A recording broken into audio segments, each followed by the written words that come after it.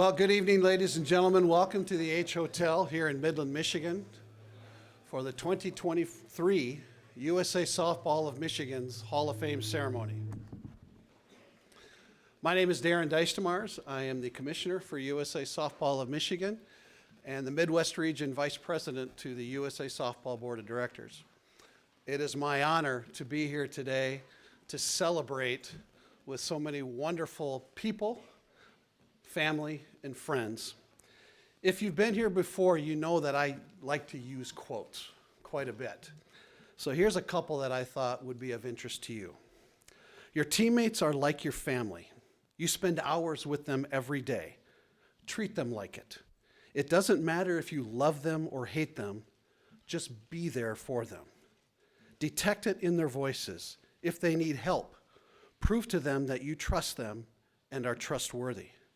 Make them love you and love them. Your teammates are your family. They are also the way to win. Also, keep doing what you are doing because someone out there is motivated by your determination and example. I've been doing this for several years along with my co-host Troy Stowell, who I will introduce a little bit later. It is always a pleasure to read the letters of recommendation, the information that is presented. But I must say, this year, for whatever reason, words like that, family, example, I think this is the one year where I saw those words more often than not. This is a very special class, and we are excited that all of you are here today. Before we have dinner, you can't have a Hall of Fame without Hall of Famers, right? So, if you are a member of the USA Softball of Michigan Hall of Fame, would you please stand and be recognized at this time?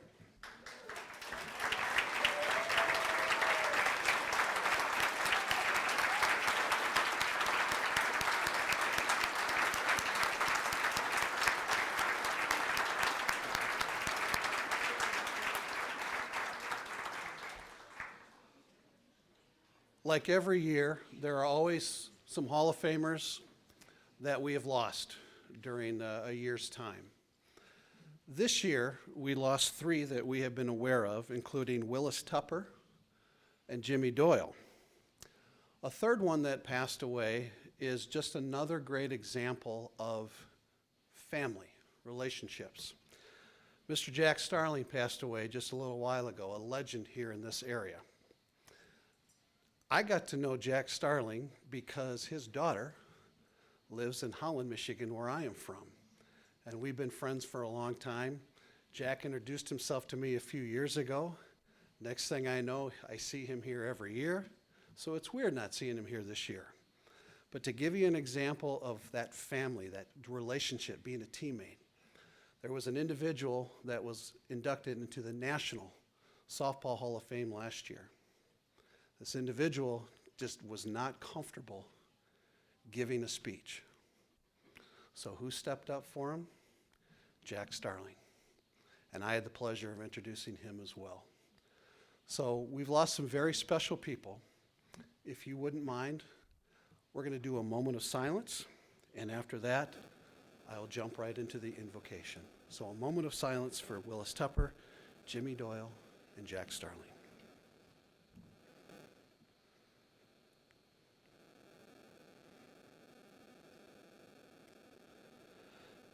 Turn your eyes upon Jesus.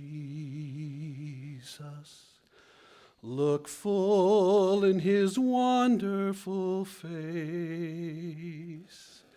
and the things of earth will grow strangely dim in the light of his glory and grace. Thank you. Ladies and gentlemen, you will be dismissed by tables for dinner, and we will convene in a little while and get this party started. Enjoy your dinner. Thank you. Once again, ladies and gentlemen, we welcome you to the 2023 USA Softball of Michigan Hall of Fame induction ceremony. We're glad to have you here today. We have a little bit of business to do before we get started with the celebrations that we have for today. First of all, just some thank yous. We'd like to thank the H Hotel and their staff for just another outstanding meal and hotel and services. They do such a great job, and we're so appreciative of them. Once again, we talk about family. We have an extended family when it comes to USA Softball Michigan. Barry Pavlik from MCTV is here again. I think in all the years that I've hosted this, Barry, I think you've missed one. Barry Pavlik, ladies and gentlemen. And then in the back, she always hates it when I do this, but we have our assistant director for USA Softball Michigan, Debbie Sherwood, who really is the one who puts all this together. Debbie, would you like to say a few words? Would you like to say a few words? Hi, okay, thank you. Well done. That was great. Yeah, that's our assistant director right there. We'd like to take just a minute as well to recognize somebody who is very special to us, and he also is not going to be very happy that we're doing this. But we would like to take a moment to say thank you to Brian Smith. Brian Smith is our current USA Softball of Michigan umpire-in-chief. He actually is our regional umpire-in-chief for USA Softball nationally. Brian is officially stepping down from his state position, and he is the one that I've been working with since I took over as commissioner. And this is a guy who I hold in the highest regard. We talked about example, commitment, family. Brian Smith epitomizes that, and oh, by the way, he's a heck of an umpire as well. Brian Smith, would you please stand and be recognized at this time?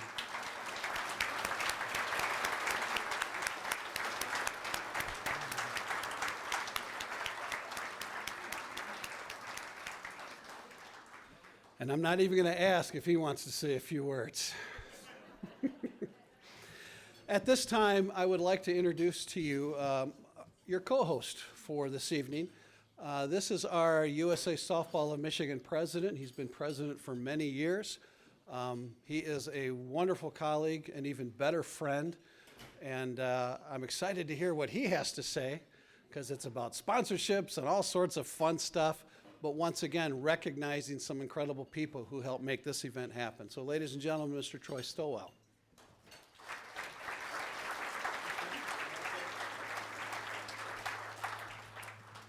All right, in the spirit of thanking people tonight, again, as Darren mentioned, my name is Troy Stowell, the president of USA Softball of Michigan.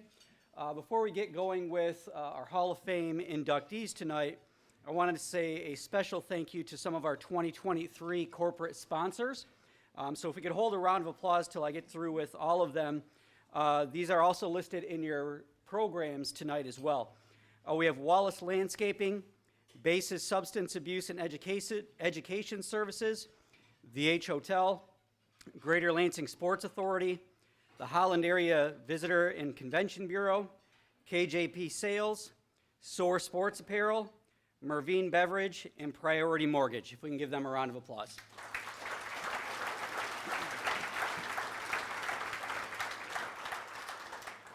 So those companies have graciously donated to USA Softball of Michigan this year to help fund our operations. As many of you are aware, we are predominantly a volunteer-driven association, and a lot of this money that we generate through those corporate sales help to fund not only our day-to-day operations, but all of our tournaments and our events. But when it comes to a night like tonight, we established a Hall of Fame pledge program many years ago for individuals to have an opportunity to charitably give back to this specific event. So our Hall of Fame pledge program allows you to donate anywhere between $25 and $1,000 to help support nights like tonight. So I'd like to recognize all of our individuals that donated over the past year. And when I get to our Grand Slam pledges, I'd like those individuals to come up and receive their commemorative bat. Starting with our on-deck donations, we have Beverly Neville and Michael Lalonde. Our single donations, Del Benson, Linda Christensen, Larry Graff, Dave Schimpf, Greg Shea, and Bruce Streelman. In the double category, we have Glenn Davidson. In the triple category, Mark Myers. Our lone home run donor this year was Bill Streelman. So thank you, everybody, for those donations.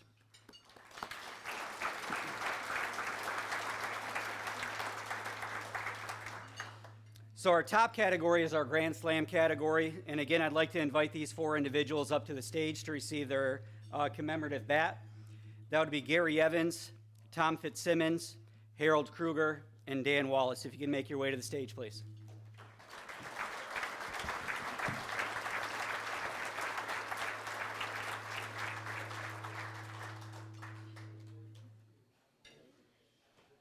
And we would like to get a picture of you guys, I believe.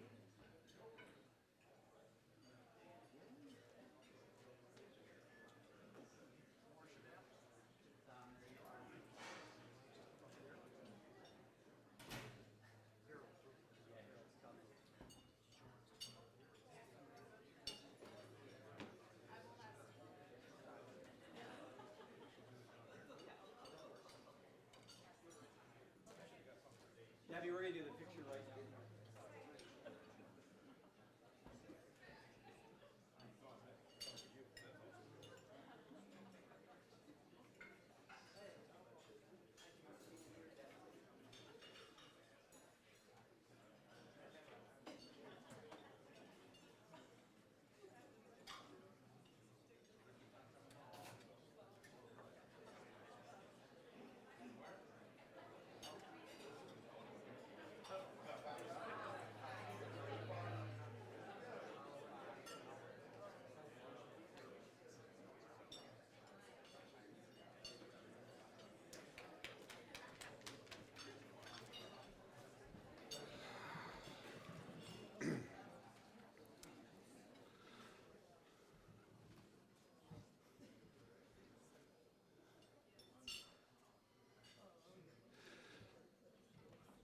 You know, folks, you need to take a good look at these 4 individuals here, especially Harold. Harold, I didn't even know you had a jacket. I have never seen that man wearing a sport coat before. My goodness. Thank you, gentlemen.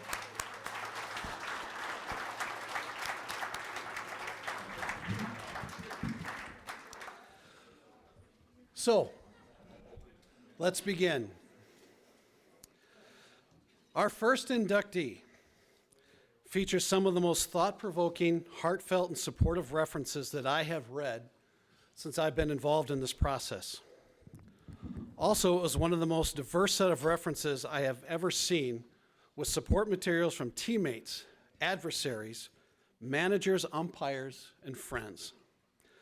Mel Edmondson's obvious ability was always on full display, but the appreciation this man has from so many is just as impressive as his feats.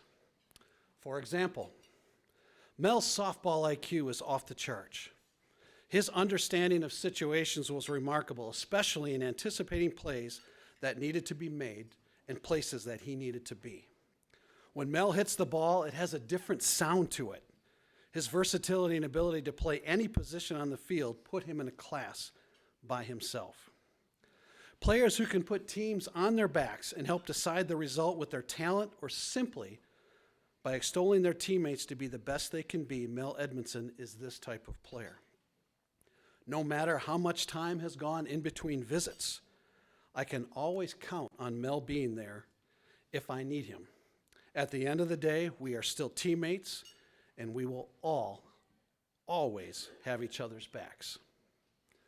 Once again, those were managers, adversaries, teammates, and friends that wrote all that about you. These are powerful statements. Still, you need to have significant accomplishments to be a part of this exclusive group, and Mel's accomplishments are very impressive. Multiple state championships in co-ed and men's slow pitch, a top 5 finish in ASA national play in men's slow pitch, national championships in co-ed play, including a most valuable player. There is no doubt he is a tremendous player and very deserving of this honor. But I'm not so sure if his softball talent is the best part of who he is.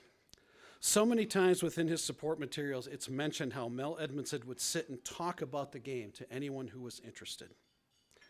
Whether it was tales of his own softball exploits or discussing the necessary attributes on and off the field, he taught you how to be a good player.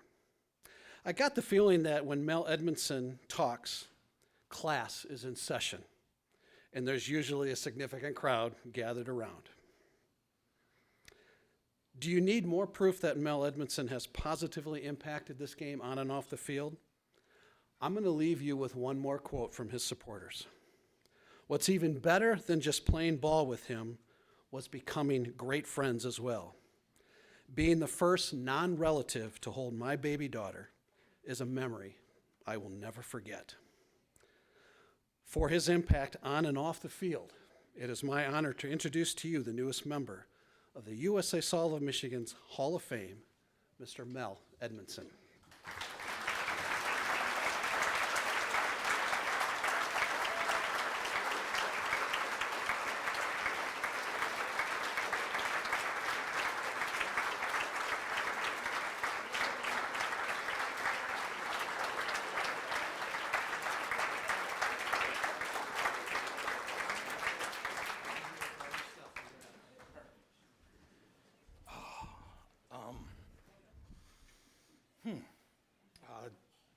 Well, it's kind of a mouthful.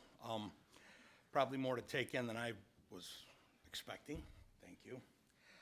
Thank you, USA Softball of Michigan. It's an absolute honor. Being the fact that I just kind of picked up the game because I kind of sucked at baseball. And found that this ball coming in about 8 or 9 miles an hour was actually my speed. You know, we did a lot of things for all of us that played together. For me, it was always hanging out with the right people. And obviously sometimes, you know, well, I mean, when I was young, you kind of played softball just to drink. And maybe, you know, meet the occasional, you know, evening partner. But I played co-ed, come on. But it was something that we always did to kind of have fun with. We enjoyed. And then as I got older, I realized that we played against some really, really good teams. And I think some of the members of this Hall of Fame right now are some of the people that I wished I could have been like. They kind of taught us that no matter what we did, you could always get a little bit better. And through that course, we kind of, you know, got to where we were. Had some, being the fact that I'm here is probably more of a tribute to my teammates than it is to me. We all, I'm kind of losing myself and my thoughts. We always tried to be better, tried to be good. And on occasions, we actually succeeded with that. Thank you, co-ed team. But, you know, for me, it was just something I just liked doing. The competition of being out on the field, getting to meet people that you considered non-friends became friends, simply for the love of the game. People you kind of detested only because they were probably so successful at what they did and it kind of made you mad. But it also fueled that fire to kind of be better, both on and off the field. I've got a wonderful group of friends that decided to come out here tonight and razz me, so thank you for all of you showing up. And my family for allowing me to play so many weekends while I was letting other things go. I missed a lot of graduation parties and everything, and I'm sure everybody in this room has experienced that same. You know, we just have a love for the game.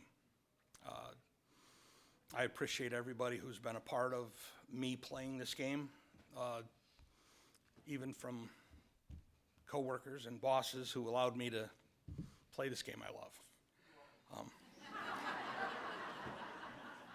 Love you, D.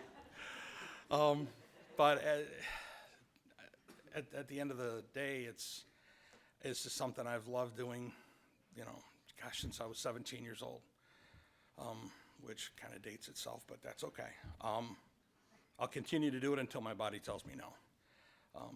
Other than that, appreciate everybody for being here, listening to me ramble for a little while. I'm close to the end of my 5 minutes. But again, thank you, everybody, especially for those of you who sent in those letters that kind of, got me choked up. Thank you. I appreciate that.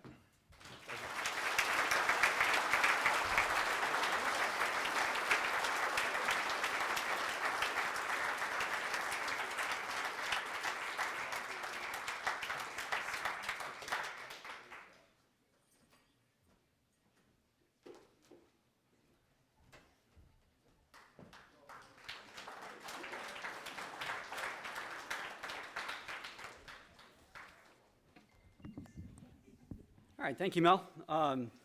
Insightful, to say the least.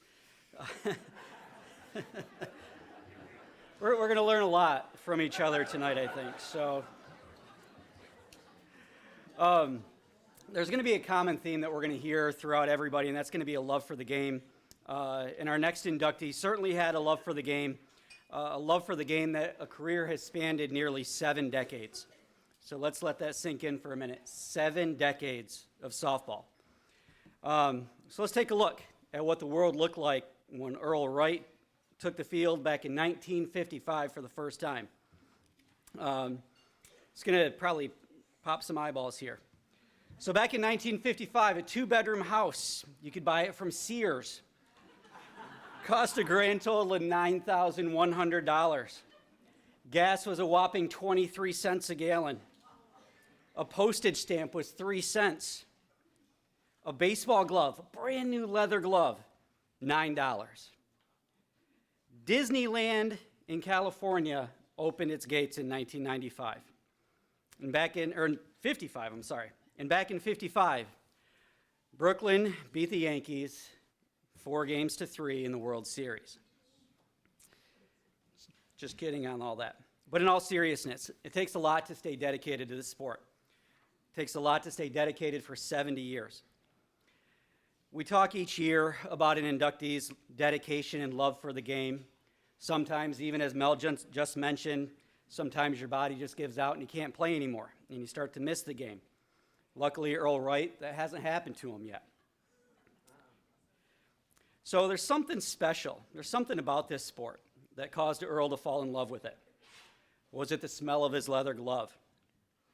Was it the feeling of throwing that perfect pitch? Was it the competition, the wins, the losses? But I think if you were to ask Earl, he would easily say yes to all of the above. But I think he'd also add one simple word: camaraderie. As evident in all of the letters of support for Earl, there's a common bond shared. Each and every letter talked about how much Earl enjoyed being at the ballpark with his friends and his family, stepping onto that field every single game and sharing his love of the sport with as many people as possible. Earl is described by his fellow Hall of Famer Scott Kelly as a soft-spoken gentleman of the game. To have a career as long and as storied as Earl Wright, I'm not sure you can have a better reputation than that. Earl was and is not the type of ball player who would routinely get picked up for weekend tournaments, not only because of this gentleman reputation, but because he could produce results on the mound.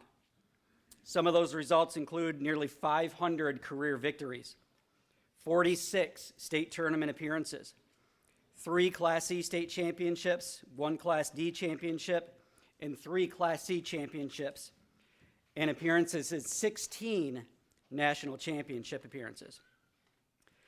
Throughout a nearly 7-decade career, there aren't many people like Earl Wright, Mr. Softball, Mr. Dependable, and Mr. Consistency, all wrapped into one softball-loving body. Unfortunately, Earl's not feeling well tonight, so I'd like to welcome onto the stage on his behalf his son David to say a few words in honor of his father.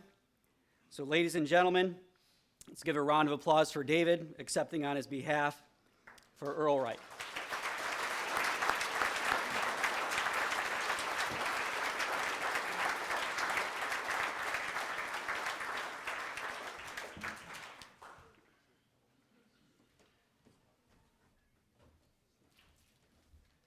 Thank you very much, everyone. It's a privilege to be here. A couple of years ago, my dad fought off non-Hodgkin's lymphoma, and today he can't come here because of a cold. So thank you very much, Dad, for making me take your place, because I know that this speech right here was probably one of the reasons he kind of didn't want to come. I mean, even though he would love to see all the faces that I see around, because he loved the sport of softball and he loved his teammates. So my dad wanted me to thank the Hall of Fame committee for this recognition. He would also like to thank Mike Lalone, George Wheelock, Scott Kelly, and Billy Norton. Not sure if Billy Norton is here today. And several other players that wrote letters of recommendation for my dad. My dad's career, which is still ongoing, it started when he was about 12 years old.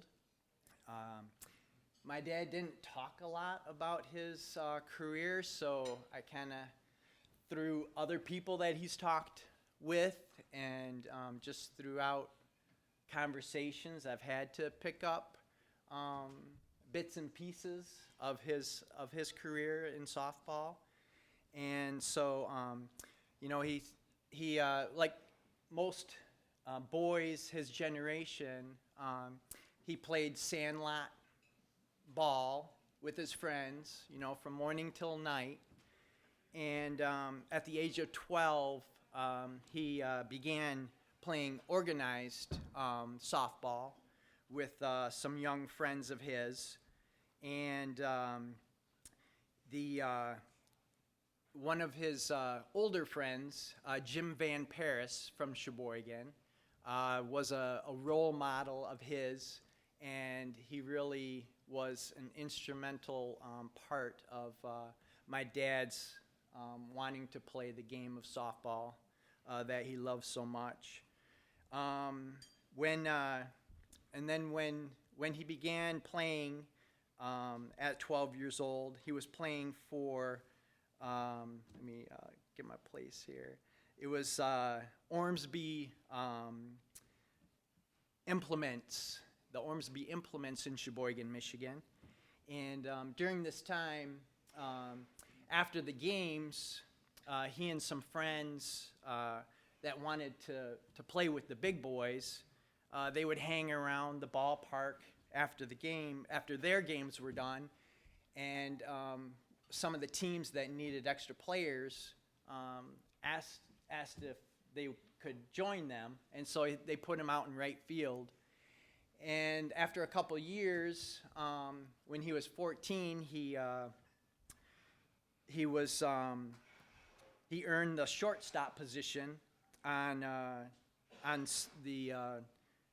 team called Center Tool, and during that year, they won I don't know if this is totally accurate, but they won the league championship when he was 14.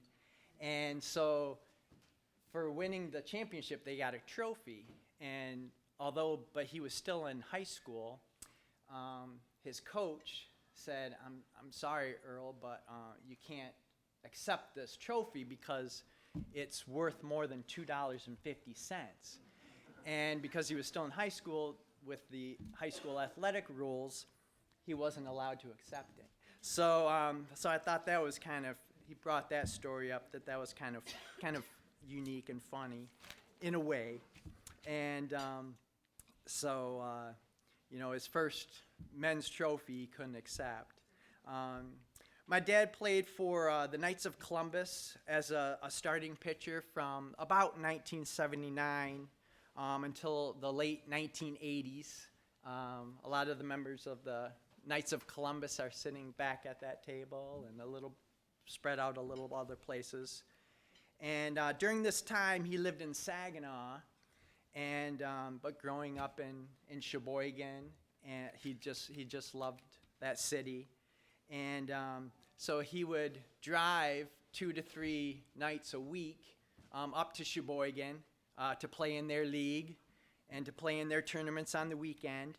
And his team quickly learned that they should be the visiting team because after they were almost done batting, he would finally drive up in his car, and the way they describe it, they could see the dust coming, down the parking lot.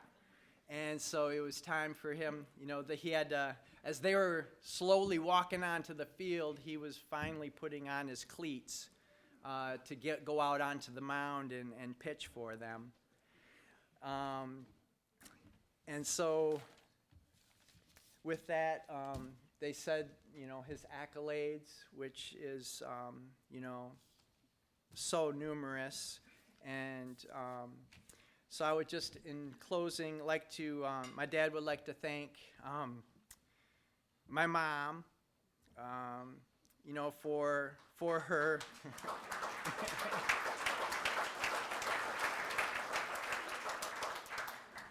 for her tolerance and her patience, and all the time she had to hold down the fort with us 5 kids while he was playing ball. And then one quote was that one of the one of the letters was, have gun will travel, and they said, Earl the Pearl was have arm will travel. And so then I would just like to thank my dad for being a great role model and champion for the sport of softball, and thank you again for recognizing his accomplishments for the sport that he loves. Thank you.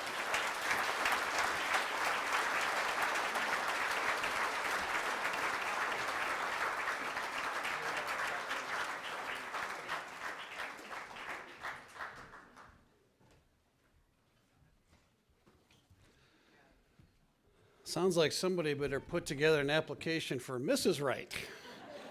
Wow. Earl and 5 kids. My goodness.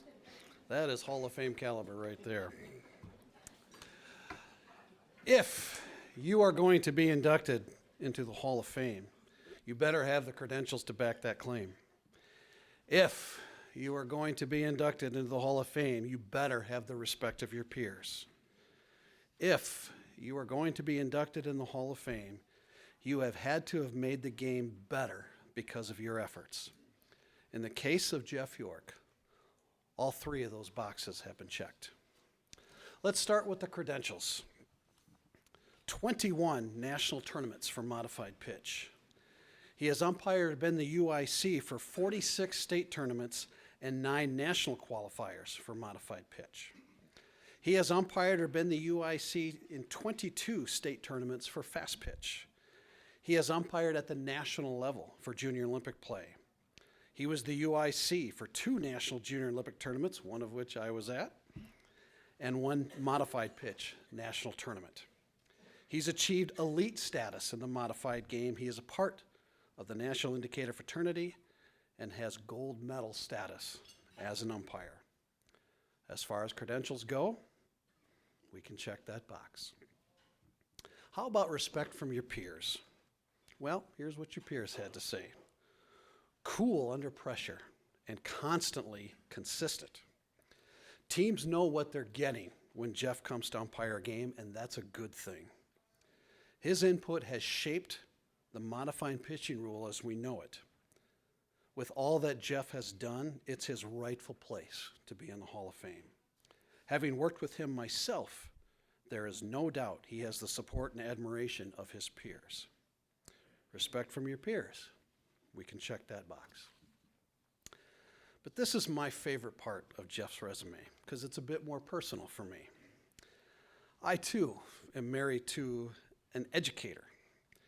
And if you happen to know someone who is involved in education, they are truly amazing and special people who constantly look to engage, empower, and educate any and all of us on numerous aspects of life. Jeff is one of those people. When he umpires, when he leads as a UIC or serves on a state staff, everything is a teachable moment. You want to know how to umpire the right way? Watch Jeff York. You want to learn how to lead a state staff of umpires and empower them to do their best? Watch Jeff York.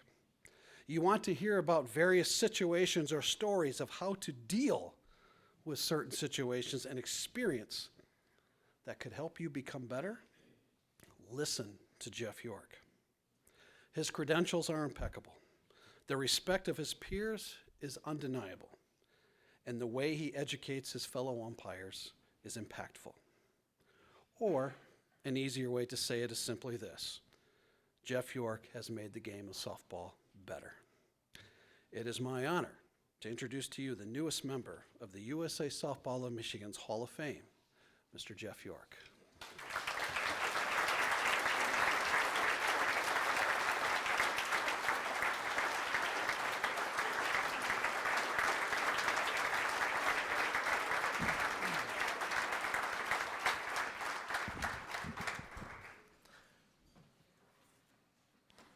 Well, good evening. Like so many, I've umpired since I was Little League Baseball since I was in high school. And my senior year in high school, I got a new basketball coach. And that basketball coach knew I umpired a little bit and said, you know what, you probably ought to officiate high school sports when you get out of school. So I did that. And the next year, that coach, Archie Robinson, who many of you knew, said, hey, there's a softball tournament at Vet Stadium in Saginaw. It's a modified softball tournament, you'll be fine. I said, well, what is modified? And his words were, you're smart, you'll figure it out with the guys that are there. And if you know anything about modified softball, figuring out is probably about the best way to put it. From that time on, I found a family of friends and a group of people that I've been with in my entire life and will always be with me. Thank you again for this recognition, but it is a recognition for a big family. Those individuals are too many to list, but I'm going to try to hit as many as I can here. Starting with my family, some who are here and some who couldn't make it. My wife, Amy, who's had to put up with most of this. I don't think she could believe how many extra inning games, how many if games, how many rain delays there have been at tournaments or games. But I think after a while, she pretty much figured out I was just hanging with the guys. My sons, Zach and Nick, and now Jonna gets to hear the stories, have allowed me to go out and play with the boys, have encouraged me to sacrifice some of their events so I can go be around softball, which they know I enjoy very much. My brother John and wife Kelly are here, as well as my brother-in-law Brett. Amy's parents, Dick and Lana, are here, and brother Brian's here, so I appreciate them coming and making the trip and sharing this night with me. My mom and sister weren't able to come, but they can watch a replay, and I'm sure they'll give me plenty of feedback later. But I do appreciate everybody's support along the way. Without a doubt, the Michigan Softball Umpire Program has been the best in the country for many decades. The foundation for this has been because of our great leaders, and these people are truly greats of the game who have administered, taught, and led by example. Bill Humphrey, Jerry Hansen, Jim Wolford, Jim LeGros, Gary Evans, and Brian Smith. And probably along the way, just a few times, Debbie Sherwood's had to keep them in check. But they have led by example and been our leaders and made this game as great as what it is, starting in Michigan and throughout the country. More directly and specific to me are Rick Havercroft and Ted Germain. In my opinion, Rick has not only been one of the best umpires in the world, he's simply the best teacher of umpiring there is. End of story. Ted taught me not only umpiring, but humility and the details specific to the modified game. These two men have also had a huge influence in my life. And what makes people stay in this game as an umpire are the relationships and their support along the way. Early in my career, each of these two men provided words that kept this young umpire in the game. And probably about my third year, I was working a fast pitch doubleheader with Ted in Frankenmuth. Ted had gone to high school with my dad. My dad happened to come to a doubleheader that night. And when we walked off the field, Ted told my dad, with pride, "I see we have an umpire in the family." Probably around the same time, Rick gave me some of the best advice I probably had, which allowed me to juggle both softball and my family. Rick said, "Don't ever worry about turning down softball tournaments. There'll be plenty of opportunities." And without any doubts, he was right. There have been plenty of opportunities. There have also been many others who I've learned, but more importantly, these are the best friends people could ask for. So many brothers and sisters who have always been there for each other and for me. Ron and Kevin, my out-of-town friends who were there when things really got rolling for me. Dave Selden, who's probably the best man and husband and family member among us. Dave Schimpf, Mike Clark, Doc Hall, Ross Martin, Art Turner, Louis Shawinski, Ross Martin, Chuck Birch, Guy Marcoux, Tom Marcoux, just to name some of them that are in my tight unit. And again, I know I'm leaving people out, so I'm sorry for that. But as so many understand, there's a lifetime of stories that come along with softball. And I wish I could tell some of the stories, but I only get 5 minutes. But I'll mention a couple names or a couple things, and the people that were involved with them will know exactly what I'm talking about. Golf in the cemetery. Dented cans. Whitey, Clem, I know the sun doesn't set in the east. Lighthouses, Fond du Lac, 9 toes, no profanity tournaments, printed t-shirts, and one of my favorites, at 2 in the morning, getting money thrown at us after a game because we did such a good job. And those lists could go on and on forever. But believe it or not, the game has also allowed me to umpire and meet many friends who are coaches and players, and I cherish those relationships too. Softball's allowed me to travel to Georgia, Washington State, Wisconsin, Virginia, Maryland, Massachusetts, and most recently Rhode Island, all full of many memories, friends, and stories. But this state holds my favorite venues. I got to work at Vet Stadium in Saginaw and Curry Stadium in Midland. I got to umpire in beautiful Petoskey and Port Huron. But my 2 favorite places are right in the thumb, with the Thumb Fast Pitch League. Akron, where Jim Volk's after-game beverages seemed to make up for the massive quantities of mosquitoes that were there every night. And Munger, where Del Bunsen made sure softball was done the right way. Both are just single diamonds in the thumb, brought to life by people who simply love the game. So I'm very thankful to have been in the right place at the right time with the best people in the world. With that in mind, I'll close with this. Mother Teresa left us with many things to think about. One was this: when we work hard all day long, it feels like we are only a drop in the ocean. But if our individual drops were not in the ocean would be dry. Each one of you is a drop in our softball ocean. And without each of you, we would be empty and dry. Please never forget how important you are, and I thank you very much.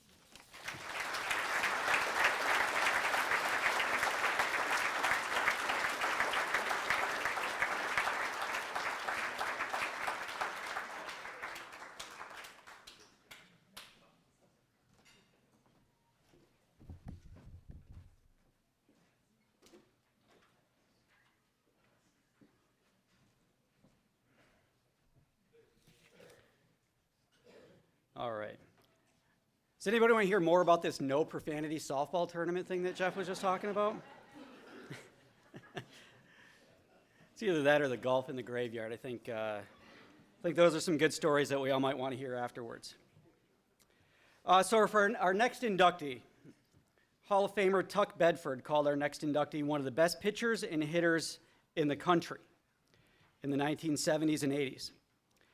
Fellow Hall of Famer Gary Compow feared playing against this inductee's teams because of this individual's prowess on the mound and in the batter's box. And his son talks about the days where his dad, Rick Planger, was being recruited for national play by some of the top programs around. Rick Planger certainly has had a career worthy of the Hall of Fame. During his early days, he played for his dad's famous Planger furniture team out of Benton Harbor. But it wasn't just his name that earned him a spot on that team and several high-level teams throughout the Midwest. It was his ability to get outs and to hit the ball. These abilities on the field got him noticed, and he was able to back that up during his play. Rick earned multiple USA Softball National Championships and ISC World Championship appearances. He received 3 All-American honors and appeared in 3 U.S. Olympic festivals, throwing a no-hitter in Oklahoma City in 1989.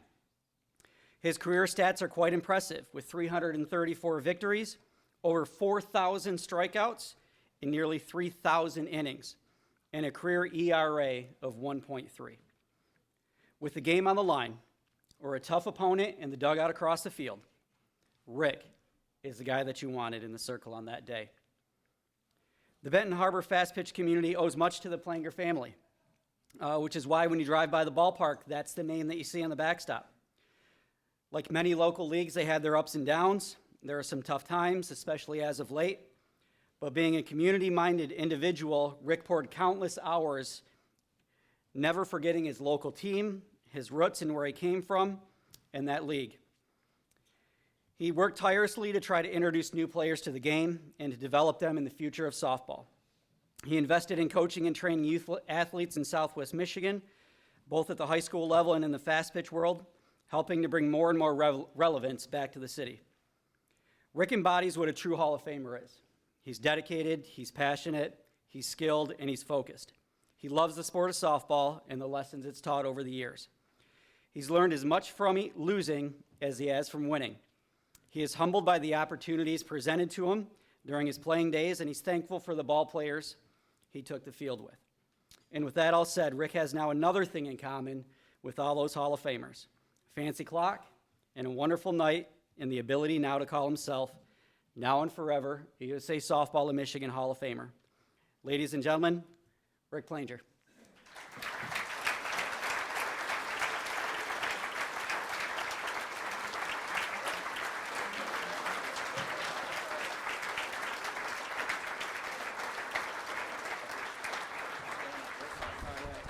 Take a shortcut. Congratulations. Oh, yeah, I can't make it around those stairs.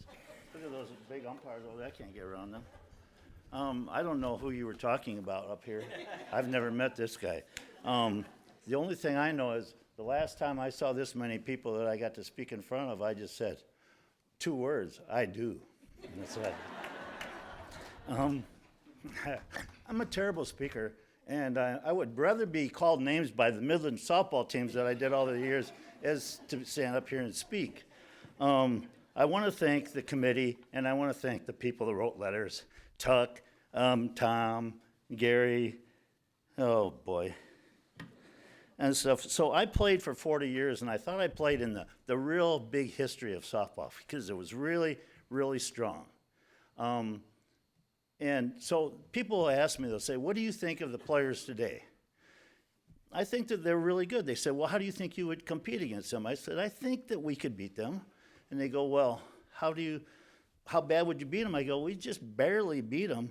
And they go, well, how do you come up with that if you think you're better than them? I go, you have to realize we're all in our 70s now.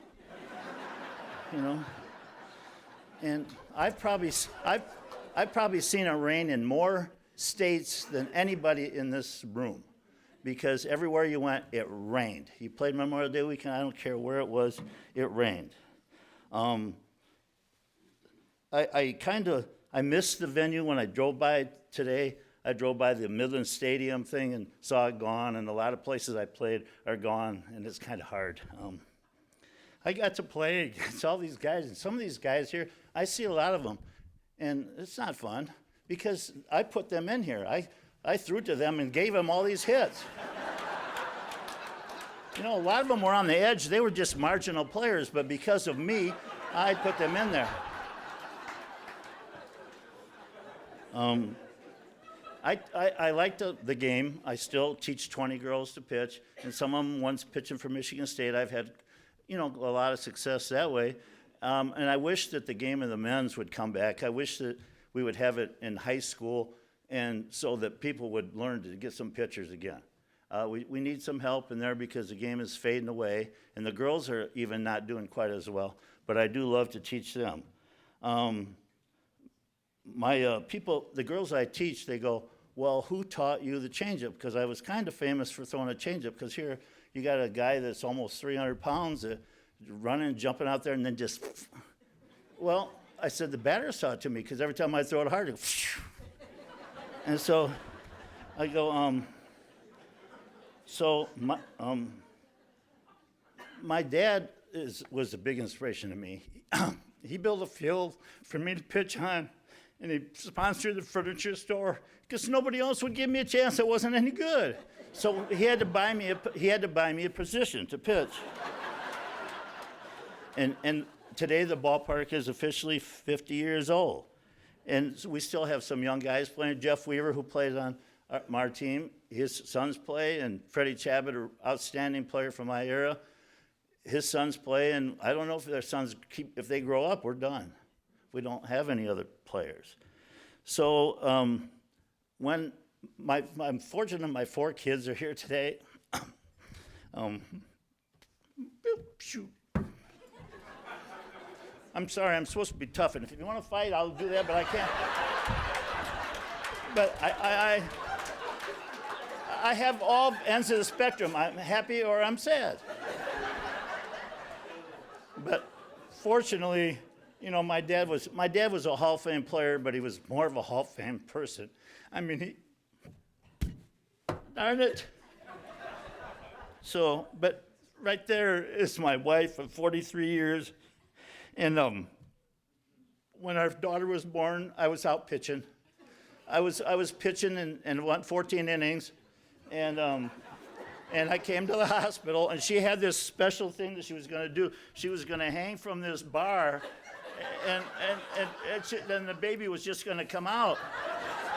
So I pitched a 14-inning game, and then I came to the hospital.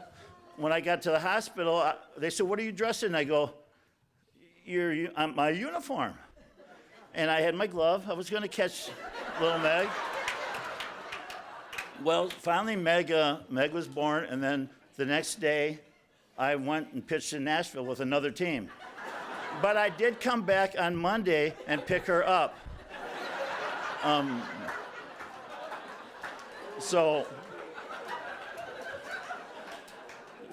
people said, "Well, you were never home." I go, "Well, I wasn't home."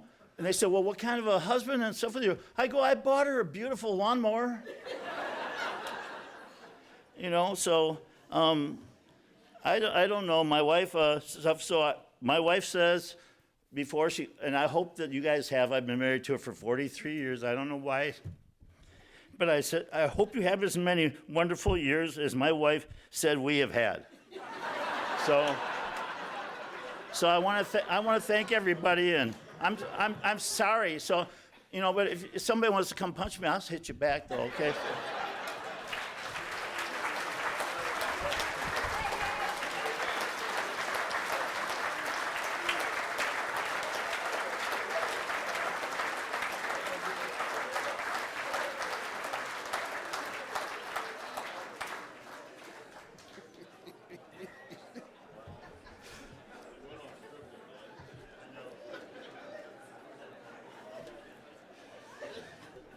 You know, Troy and I kind of pick and choose, you know, who we get to induct, and you just kind of never know who you're going to follow. You know, you're a very good speaker. You did a great job. Although as much as you put yourself down, I wouldn't get in the motivational speaking thing. You know, hey, you think you're bad? Did you ever see me pitch? You know, that's kind of. That was phenomenal. Well done. Well done. Wow.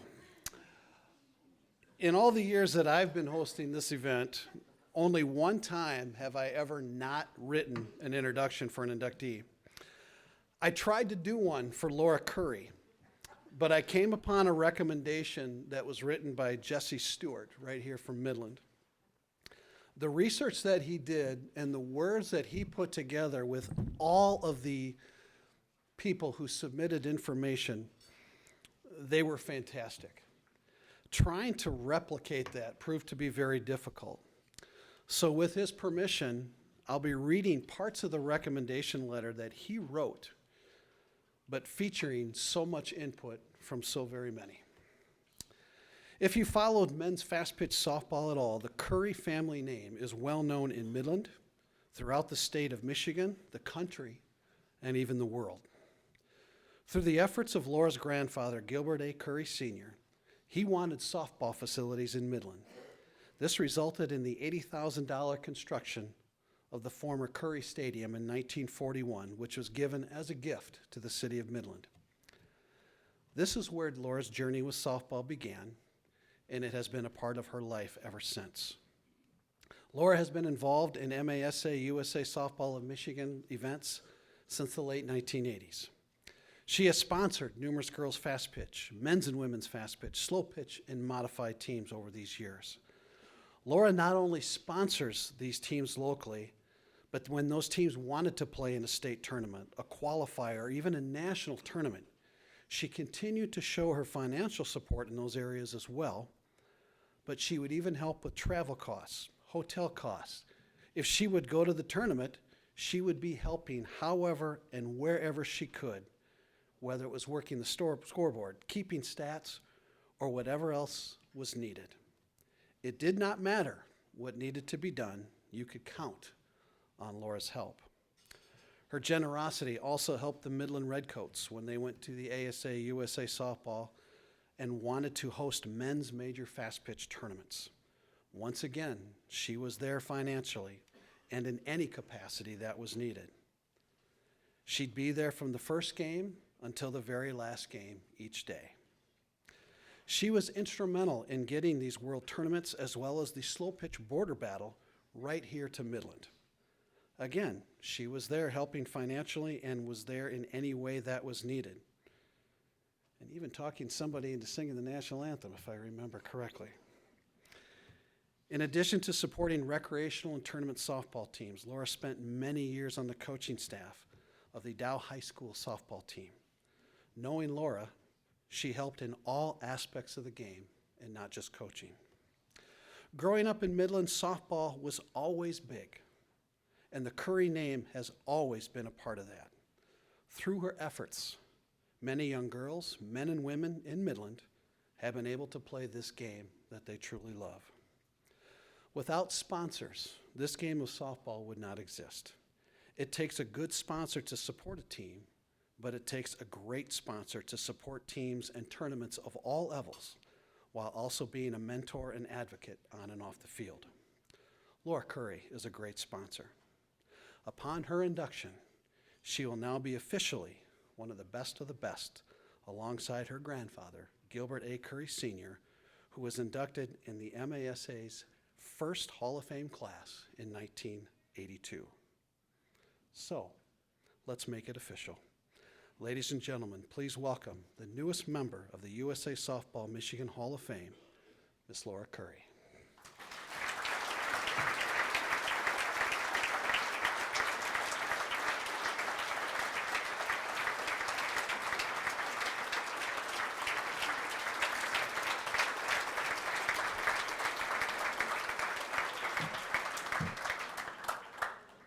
Hi, everyone, and I'm sorry. I can't give you the comic relief we just all enjoyed. That was fabulous. And I think I would be remiss if I did not at this time add that my dad's going to clobber me the next time I ever get to see him upstairs, I hope. He also was a part of the background of me starting into softball. And there's a person out there I'm looking at right now that did not know that. I want to say thank you and congratulations to everybody that put me up here this evening, and also to the fellow inductees this evening, and all of you for all being here and supporting all of us in our softball endeavors. Most importantly of all, to all of you guys and women that are umpires, including the first woman umpire in this area, Jackie Hay, who got me into this. Thank you. It's been a long and great road. I never expected to be here. I'm going to wing it. Thank you to everybody. I've been from Petoskey to Port Huron and Bay City to Sacramento and San Francisco to Fort Payne, Alabama. It's been a heck of a road, and thank you, because I never expected this. Have a good evening.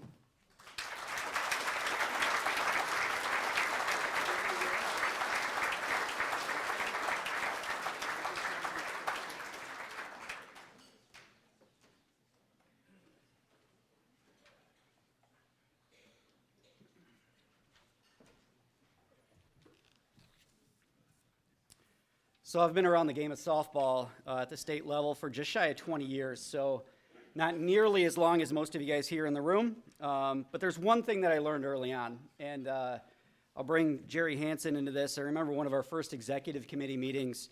It's probably back in 2007, 2008, and Jerry looked across the room. He said, "Troy, no matter what you do, never trust the UP." And and that's been a lesson that I learned and a lesson that I've carried with me for these 20-odd years or so. It never fails. You know, whether we're talking about a certain team's classification, a player's statistics, whether or not this guy's a pull hitter, is he a power hitter, you know, heck, even if Bigfoot's real, you know, you can never really trust what's coming out of the UP. But, you know, there's just something different about that mentality up in the Upper Peninsula. And there's something different, you know, special about the type of softball player from the UP. And our next inductee, Steve Pedro Flynn, he's special. Pedro began his softball career in 1972 and quickly began racking up the type of special UP statistics that cemented him as a Hall of Famer. Being a dominant pitcher in the Central Superior League, a league that was known more for his offense than its defense, is pretty difficult. In Steve's, in his application, there's probably about 60 or 70 different newspaper clippings. Love reading the newspaper clippings because it kind of gives you that historical perspective about what's going on. You know, but there's one thing that was pretty odd. So I'm reading through these, and every single one talked about home run highlight after home run highlight. And oh, by the way, there's a little tagline in there. Steve Flynn gets the win on the mound, throwing 8 strikeouts. So I think back in the day, you know, the long ball, just like it did in the steroid era for Major League Baseball, sold a lot of newspapers. You know, but there was always one thing in those newspaper articles, even though they're highlighting home run after home run after home run, there was always a photo of Pedro slinging the ball. So I guess it wasn't all for nothing. But it didn't take long for Steve and his teams to get a taste of winning, and winning they did. With Steve on the mound, his team won 3 state championships, 3 runner-up finishes, 4 Great Lakes regionals, and a 3rd-place finish out of 78 teams in one of the 6 national tournaments that he qualified for. And all of this was done at the Class B or higher division, which at the time was probably the most difficult top-to-bottom division in men's fast pitch. Throughout his career, he won 32 MVP pitching awards, 18 traditional MVP awards, and 7 hitting titles. And throughout that whole time, he's thrown 8 perfect games and 15 no-hitters. Earlier, when I mentioned that Pedro was a special player, it was known throughout all of the leagues in the UP that Steve knew how to field his position better than anybody around. He could hop off the mound, field a bunt perfectly. He played his position like a tough middle infielder with the agility and the ability to make the difficult play. You'd think players would learn, but they wouldn't. And no matter how many times he recorded a difficult play into an easy out, there was always some young whippersnapper trying to manufacture base runners. He would quickly shut them down. Well, I joked earlier a little bit about the UP. There is something special about the sport of softball up there. The UP has sent this Hall of Fame some of the best ever players. And tonight, they've sent us another one. Ladies and gentlemen, our newest inductee into the USA Softball of Michigan Hall of Fame, Steve Pedro Flynn.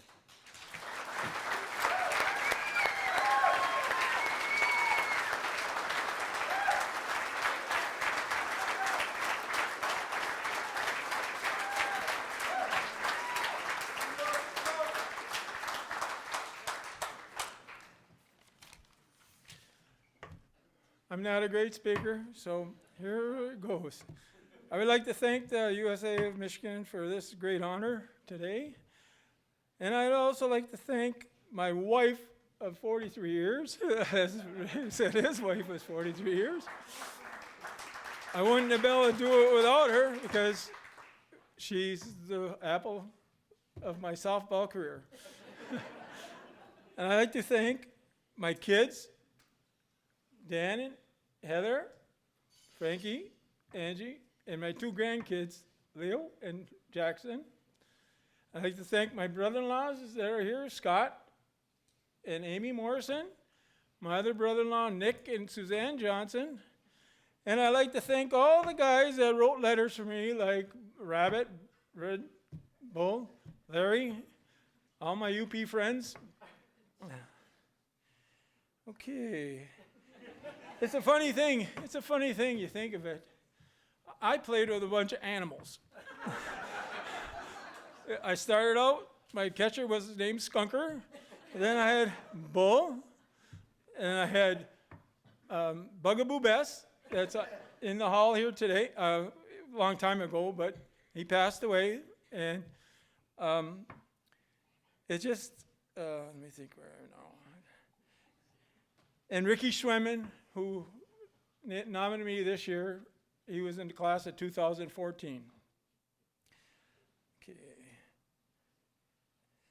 I wouldn't be here today for all these guys that helped me wrote letters, and especially for our manager, Jack Reynolds, that kept every stat in our team for 20, 30 years.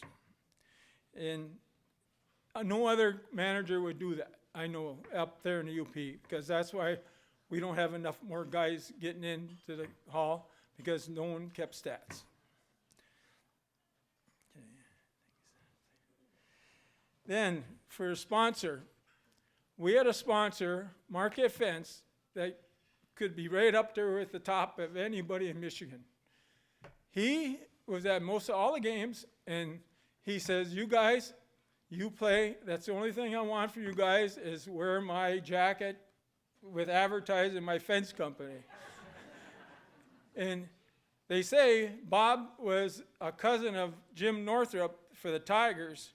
So when he came up to UP and started his business, he kind of brought that Tiger instinct to us up there to like the Tigers. So, okay. Oh, okay. Then I have to think of Bugaboo Bess, that was one of the toughest catchers in our league. I mean, he would live at the ballpark, stay at the ballpark all weekend in his tent or camper, and he just would love to play the game like all of our guys did. And I don't know how he could have did it, because every other weekend we were going out of town or somewhere, and my kids, I tell them, well, we're going on another vacation, kids. We got a pool, so you're, so, and it's a funny thing though, that Rabbit and Gerard Haley, he passed away in '89. They would remember every game we played, who we played, what was the score. They were like a computer back in the '80s, you know. They just knew what to say, you know, and when we played, and who we beat, and who we didn't beat, and what team. But the funniest thing was that Big G Cat, he was our like team manager on the field. He would always tell our guys, you know, we just got to keep playing, and you, Pedro, go to home and get some rest, and in the morning by 11 o'clock, we should be ready to play hard again. I said, sure, I'm the babysitter, I'm the grandpa. Yeah, so, but let me see where I am. Yeah, but in the 80s, like the man said, we played the most games I ever played in my life. And we played we've had the best record we ever had. And it was just really great to be on that team with all my friends, all my brothers, and all my nephews that they call me Uncle Pedro. Okay. Well, that's another thing G used to say is he'd always get out there with the other team and mix it up and say, they asked, who's pitching? G would say, who's pitching for you guys tonight? And they say, well, a New Zealander from, New Zealand. And then they say, well, who's pitching for you guys? And they say, oh, we got the big Mex. That's what he used to say. And then as the years got on, Gerard would say a little song. He would say this, down and in, down and out, you won't see a rise ball from Pedro Flynn for many years. For many years he said that. I said, don't be telling them that. I don't throw rice, you know. I keep it down below their knees. So yeah. And I'd like to thank my mother and my aunts for keeping every clipping in the paper all the time. I'd go there, she had a big scrapbook. So, and I like to start saying that wouldn't be for Jack in all of, 30 years that we took this young team that came up from playing hardball. They were early in Legion. Then when Jack, the year after, before they got done, he come up to me, and says, I need a favor from you. Because Jack used to live in my neighborhood. And he says, I want you to take these young guys on your wing. I said, I think I've done that before. No, you'll realize you'll have a good team here. So we took these young guys, and I tell you what, they came true, you know. They came true. So, all right. And I'd like to thank Ricky Schwemmen for nominating me. He plays on my 62 and over. We still played last month. We're still playing. And these young guys now back there in my other table, they'll be playing next year, I hope. So we have a winning team again. With that, I'd like to thank everyone who came here tonight, and I really appreciate this honor. You make this Youper a very proud papa.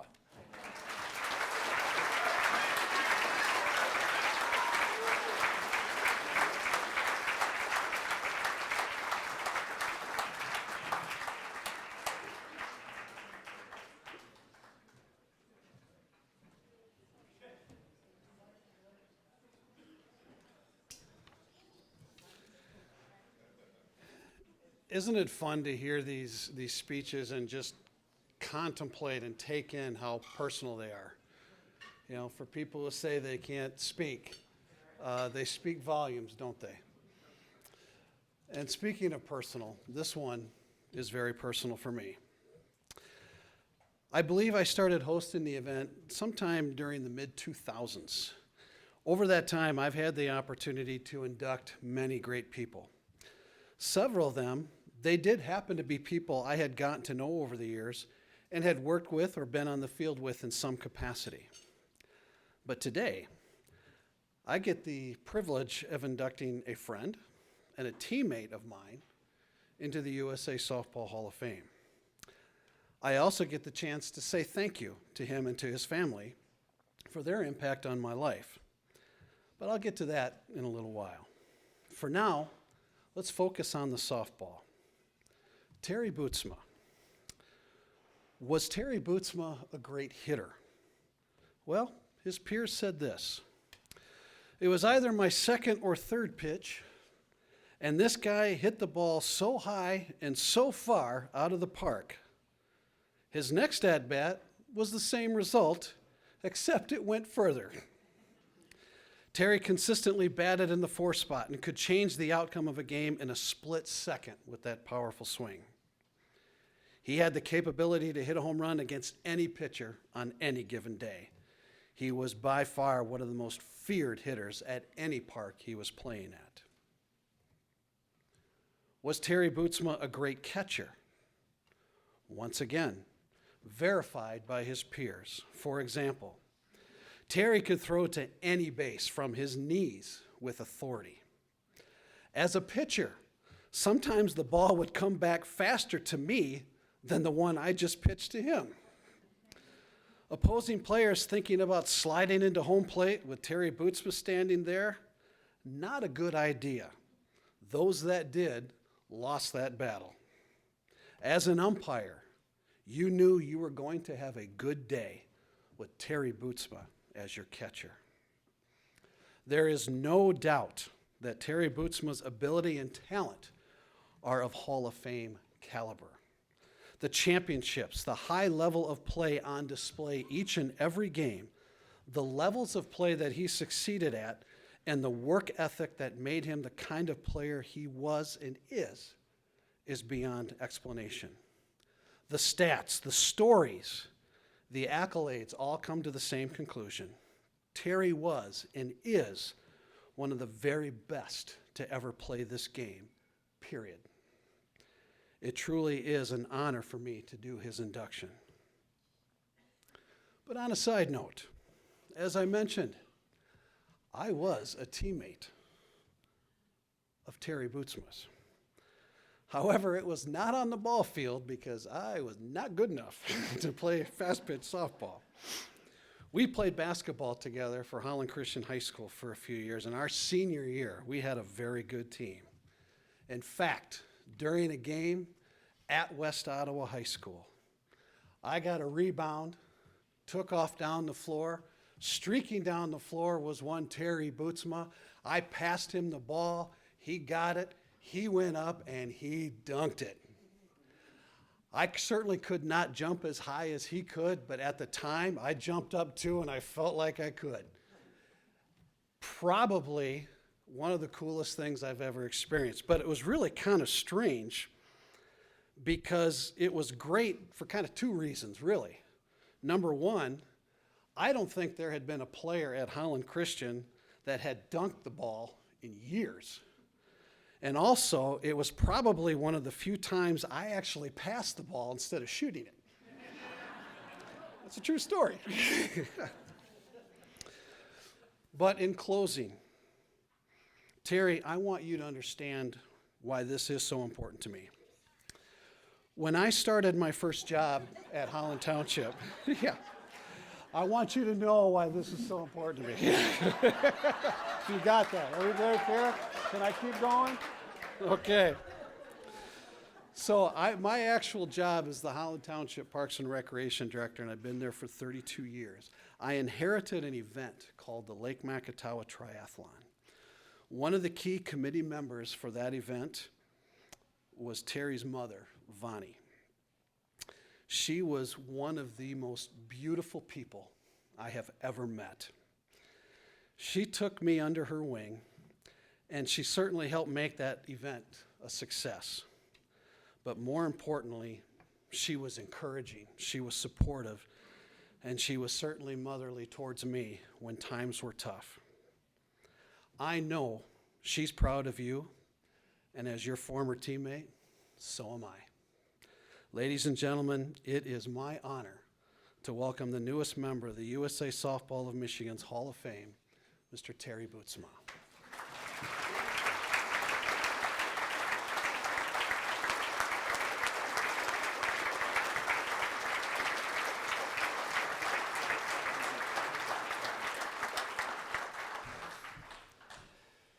Thank you, everybody. Thank you to USA Softball for this honor. Thank you for those that wrote letters of recommendation. I appreciate it more than what you realize. I want to give all the glory and honor to God. That's why I'm here, and He deserves that. I'd like to thank my wife, Sherry. If anybody knows my wife, she runs a tight ship, and she kept everything on track for a lot of years and making me be able to get to games on time with a clean uniform. And she really supported me, and I really appreciate it. I love you, hon. My kids are here. Go and fight, Rick?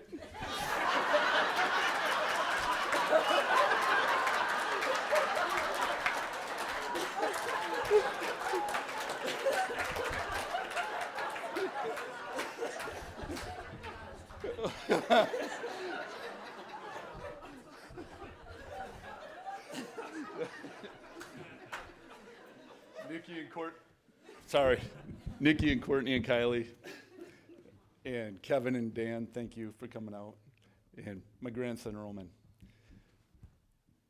The reason I love this game so much is the people that are part of it.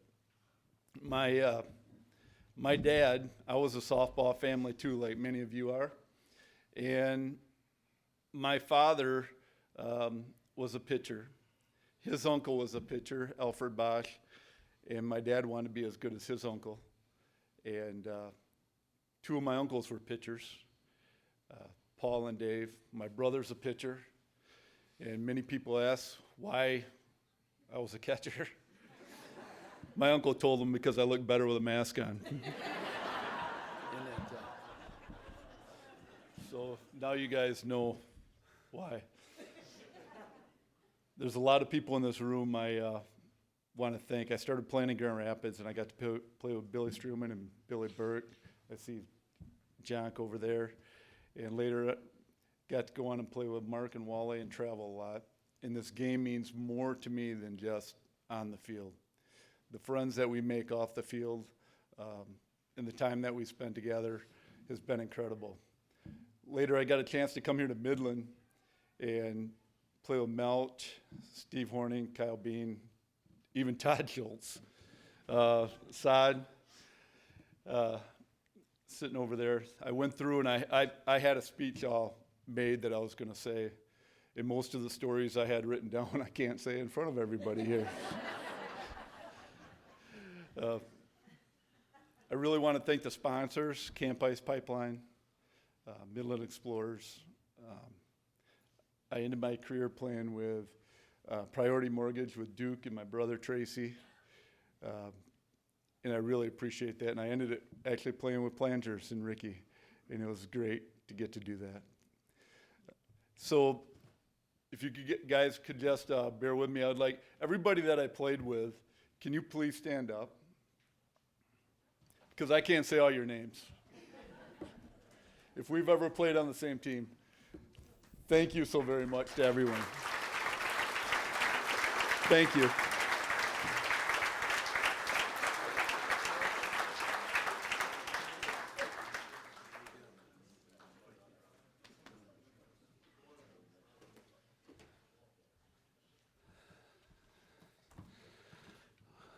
Now we've got fighting, we've got stories.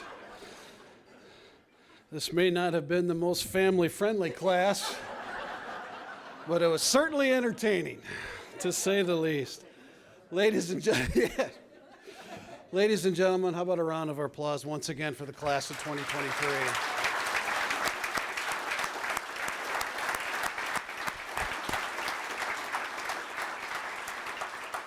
So before we close, just a couple of items. Our newest class, we're going to want to take just a couple of pictures with you up here shortly after we conclude. And then once that is done, every Hall of Famer that's here, we would like to get one big picture if at all possible.